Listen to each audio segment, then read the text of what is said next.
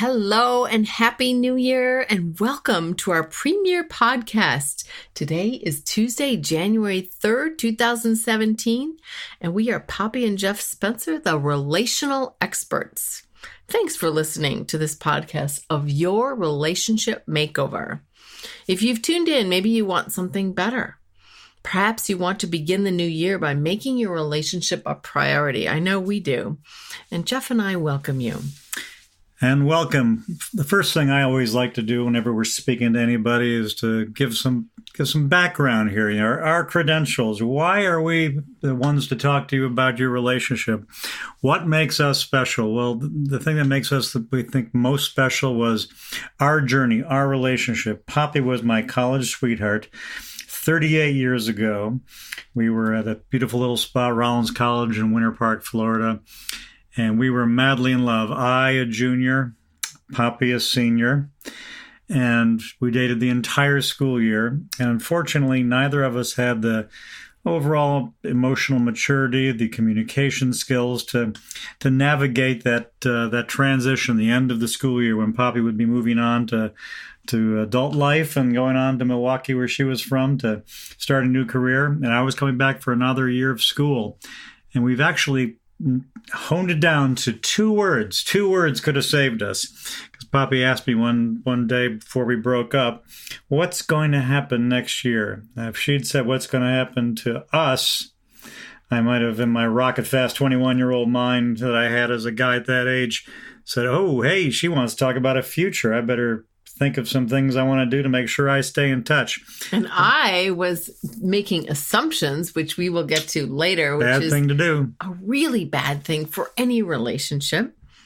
I always say, don't fill in the blanks. Make sure you always ask those questions. Well, Poppy filled in the blanks, assumed I didn't care, broke us up, broke both of our hearts. We were apart for 32 years. 32 years, folks. We were no contact, nothing.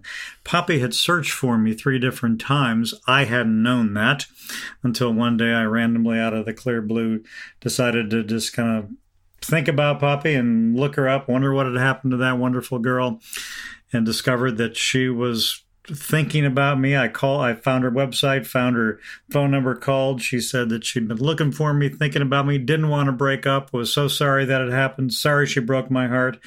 And I realized that it was all still there, and we put her right back together again, realized we were still in love after all that time, and married almost 6 years ago. And now we have a career working with fine people like you. You know, one of the things that I have 4 children, Geoff has 1, and our kids used to make fun of me when they were preteens. We developed a word of the year, and I would sort of impose that on them. And for a couple of years in a row, it was accountability was the word, because ownership, I felt, was a really good responsibility that we should recognize, and we needed it. And in this year, in honor of the podcast, the word is listening. I know we have sensory overload with much of our daily experiences and routines, especially visual sensibilities. And oftentimes we don't really hear one another. We're not really present. We have our eyes and hands on our mobile devices. Yet when the spoken word is delivered, there are no ears that are really engaged. So listening is our word of the year, and being really present. And a couple of years ago, Geoff and I took a hard look at our respective careers. He is a sales and marketing professional, and me as a therapist, a college psychology professor, and a parenting coach, to pursue what we thought was our calling, to share our story to help others with what we've learned. We're both certified coaches and have counseled many clients while we wrote our book, 1 Billion Seconds, the story of our real-life journey. And we felt so compelled to share this with you, with others, to bring you to recognize and claim the happiness that you deserve. By the way, folks, 1 billion seconds is 32 years. That's where we came up with that magical number. Now, as a part of the new year, you may want to improve something in your life, make your relationship much more meaningful. Or if you don't have someone, find that special someone who mirrors your heart. Or like many people who have done this for the sake of others, you waited till after the holidays to decide to make a change, to look into what you're going to do about your floundering relationship. Well, you've come to the right place. You know, that squirmy feeling, that elevator lurch in your midsection. Whether you want to make your relationship flourish once again or believe it has run its course, Geoff and I will help you step by step. Poppy and I have both experienced that, waiting until after the holidays to make decisions on what to do next. Many people we've worked with wait until January or early February to reach out to us, not wanting to rock the boat when the extended family's all in town for the holidays. We understand that thinking. We're ready to guide you on your next step. So we welcome you. You know what? We're going to get right to it. Whatever you wish to accomplish, it all begins with one concept: communication. In this series, we're going to gauge where you are right now, kind of give you an emotional checkup from using stories and emails we've received from others, and perhaps their inquiries will resonate with you and you'll feel some of the same things that they felt. And next week, on January 10th, Tuesday, January 10th, you will learn about the emotional clock. This is our patented communication tool we've developed and we use to help hundreds of people just like you. In fact, one of those things you can go get ahead of time. You can go get it at our website at relationalexperts.com. Download your free emotional clock. We also recently spent a wonderful day with Jack Canfield, the terrific coach and author of the Chicken Soup series. We're going to help you with some of the visualization skills and how to implement that immediately into your daily routine. Something that Jack taught us. It only takes 5 minutes, but you can create hours and hours of well-directed passion and energy. And it's amazing how beautifully this works. We personally have experienced it and enjoy it. Of course, now, if you're driving, don't do this now. Do it when you're sitting comfortably at home and in a quiet place where you can do this visualization. And working with Jack, I mean, as coaches and experts, we too need master coaches that we work with. And he was wonderful. It was a day well spent for sure. And in our final week of this series, your relationship makeover, we'll show you exactly how to keep your relationship flourishing. From my background as a therapist, a psychology professor, parenting coach, and from our shared journey together, something we do every day and have done for the last 6.5 years. And one of the things that we started this year, which was kind of a neat thing that we do before the day is out, we have 2 beautiful hand-painted wooden boxes. There are a pair of them that we keep on our living room table. And in it, I had some napkin rings that were beautifully like embroidered type napkin rings. But we took those out, put those in a drawer, and in its place, we have 365 beautiful pieces of paper on which one side is blank. And on each of those, we write down a daily gratitude, something for which we feel eternally thankful for by the end of the day. And it's a really nice intention to set before you go to sleep at night. It really does sort of reboot your dream brain, your goal brain, everything. So we found that it's really neat. Anyway. And Poppy and we both feel so grateful for all we have in our relationship. We've made it our sole purpose to share what we've learned from our journey with you, as well as how to kind of learn how to trust and be vulnerable. One of the great skills that we like to help teach you, and one of the things that we believe guys really struggle with a lot too. And this can help you in your communication to get exactly the kind of relationship you want, you desire, and you should have. Agreed. And one of the things that we hear about vulnerability is that sometimes it gets a bad rap because some people associate it with being weak or a wimp, and not at all. Actually, vulnerability brings with it much strength and courage. And so if we can tap into that, into your own inner resources of vulnerability, I think you'll see every relationship that you have flourish. I know it's one of those things that a lot of guys often struggle with. Many generations of guys, especially our parents and our parents' parents, they all were kind of taught to be strong. Men had to be strong. You couldn't show emotion and you couldn't be weak in any way.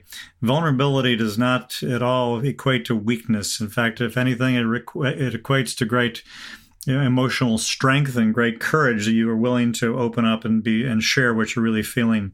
One of the things that every relationship has to have, but especially the guys often struggle with that. Right.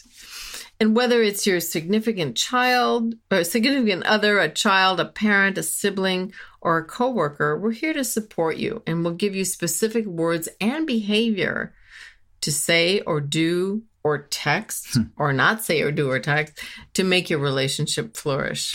One of the things that Poppy and I have kind of enjoyed the thought, people ask us, what does a relational expert do? And in the trying to find the best words to describe it, we say, well, we're kind of like a relationship midwife. We help birth relationships and create and deliver new life to relationships, whether it's taking a relationship that's just kind of gotten flat and lifeless and putting a whole new life to it and getting the communication back and getting the intimacy and passion back. Or for many people, it's a transition, a change, and moving away from each other. Well, and just think about it. What comes to mind when you consider the role of a midwife? Midwife delivers new lives. Midwives nurture and calm a couple in transition. Midwives walk you through the birthing process. Midwives create a safe and comfortable environment. Midwives talk you through really hard parts. Midwives teach you the next steps. And midwives help you heal. So if your relationship feels flat, sparkless, and needs a rebirth, we can help you knock down those barriers, diminish the fear, and give you a customized communication tool to address your relationship, all within a safe and non-judgmental space. And I always want to put a little asterisk next to that, safe and non-judgmental space, because everything that we do is confidential. We're going to share with you in a few minutes a few stories and emails that we've received from clients. We've changed the names, and we do that all to maintain everybody's propriety and their confidences. We've taken a sampling of challenges that clients have brought to us with the conclusions and the decisions that they eventually came to. For example, Isabel from Portland, married for 7 years, first approached us with her concerns. And so she wrote to us, and I'll just read it to you what she said. She said, I feel like my relationship is in trouble. We sort of faked it through the holidays, but my husband of 7 years and I are more like roommates than spouses. I don't think I want to be married anymore, and he drinks too much, but he keeps saying he wants to try, although nothing seems to change. We worked with Isabel for over a year. She vacillated back and forth on what she wanted to do for about 6 months, spending more and more time with her husband, trying to work it out. While he did reduce the substance intake, Isabel didn't see the mindset changes. She still had the same behavior, and she saw the same things happening. In her words, she said he wasn't able to walk the talk. And so we found that really important, because what we do as relationship experts is we help coach you, keep you accountable to your own goals that you set. And so while her husband, who did not work with us, said to, sure, I'm going to make these changes, I'm going to do these things, he never really followed through with any of that. So as relationship experts, we will help you follow through with the goals that you've set out. Then we talked with Tania. She was in a committed relationship, and she approached us. She said, I love being with Evan. He understands me. We talk for hours. We've been together about 10 months. But sometimes I feel like he waits for me to make decisions, even as simple as where we will get carry out. I sometimes get to feel annoyed. Can't he just step up and make the decision? We worked with Tania in a 4-part session. We helped her shift the way she approached her significant other. Tania recognized that she'd slipped into old paradigms of how men and women often behave. She acknowledged that she had worked a long day and didn't want to make any more tough decisions like where to get the takeout food, but didn't directly communicate that with him. Yeah, and the thing that was funny with Tania, you could almost see the light bulb go off in her head when she recognized her own role in that decision-making process, that she was fatigued. She didn't consider where he was coming up, that he was trying to be amenable and accessible to her wishes. And she didn't even recognize that she herself could have made that decision. So when she saw that, she really appreciated that little mirror that we held up, that figurative mirror that we held up. And this is a tricky area, a very slippery slope for a lot of us modern day guys, because we're trying to be not be too bossy, not be too self-centered, not be too demanding, and try to make sure we give those opportunities for decision making, for planning, for what to do, what to eat, what to watch. Try not to be always answering our own wills and desires. And it's very important. Again, this all comes down to good communication. Don't make assumptions, and make sure that you just to share what you're thinking. One of the things that we did a couple nights ago is I turned to Geoff and I said, you know what? I really want to re-watch the show This Is Us. We happened to recently meet a family member of Chris Sullivan, who plays Toby on this awesome show. We binge watched the whole thing back in December. Loved all the aspects of this complex relationship in the family, the dynamics, the friends, everybody involved proved to be such compelling characters that I thought, you know what, this is really helpful for our business and what we do. And I looked at Geoff and he kind of gave me kind of a raised eyebrow and he goes, again, you want to watch it again? But I gave in. I wasn't like it wasn't anything important to me. It wasn't something else that I was dying to see. It wasn't my first choice, but I knew it was something that Poppy wanted to do. I knew it was a very good show and I would enjoy it. So I said, sure, if you like to watch it, that's great. So that we did. We can share that. So if you haven't seen that, go on Hulu or something and catch it.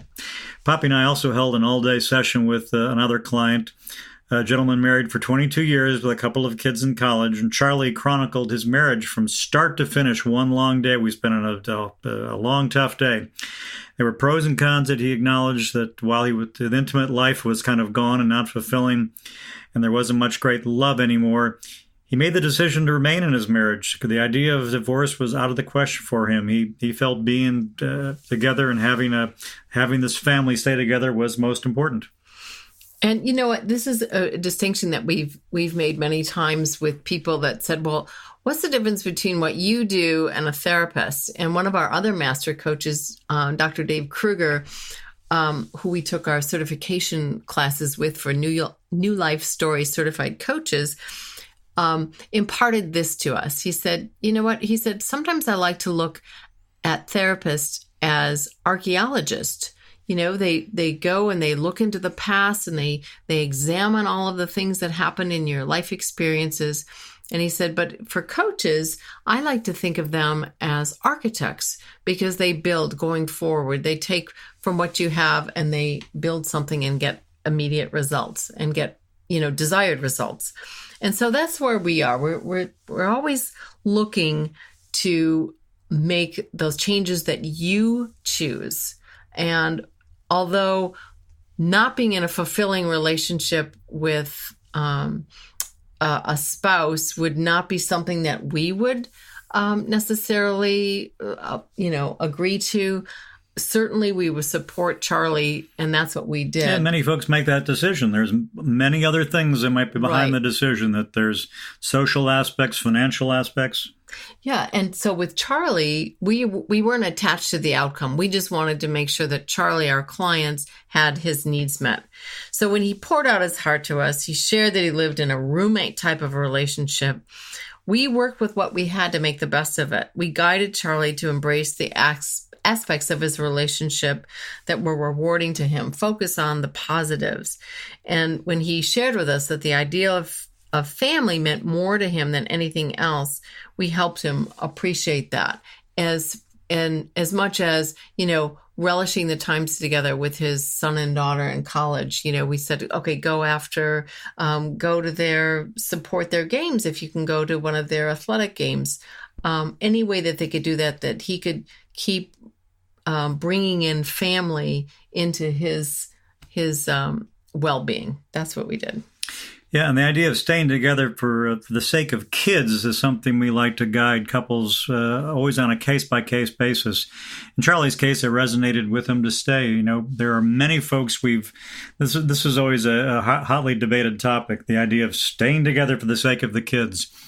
And if you can be kind and good and respectful and teach your children that's the kind of environment you can have and they can grow up in, wonderful. But if so many folks we've seen, Poppy and I have shaken our heads so many times about children that are raised in a just a terribly volatile environment where the parents just have so much anger towards each other, and there's rarely a kind word, always yelling, and there's a lot of fighting.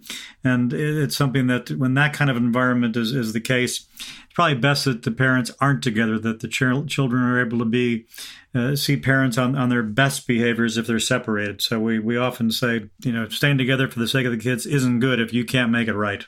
And oftentimes, certainly my background as a therapist, we will refer clients that have, maybe there's a substance abuse issue or there's some mental illness or some other kind of factor that's impeding the relationship. We will refer them to a psychiatrist, a psychologist, a licensed professional that can take it from there. And we absolutely will do that. We're ethically bound to do that. So, well, listeners, we so appreciate you taking an introspective look on where you are in your relationship. We can be reached at relationalexperts.com. That's relationalexperts.com. You can also find us on Facebook and Twitter. And we'd love to hear from you. And you know what? Being our word of the year is listening. We thank you from the bottom of our hearts for listening in. And in next week's podcast, we'll take you through the emotional clock, our trademark communication tool that we proudly developed to help you make your relationships run like clockwork. Thanks for joining us. And until then, especially you guys, put down the phone, turn off the television, and listen up. Happy New Year from Poppy and Geoff, the Relational Experts.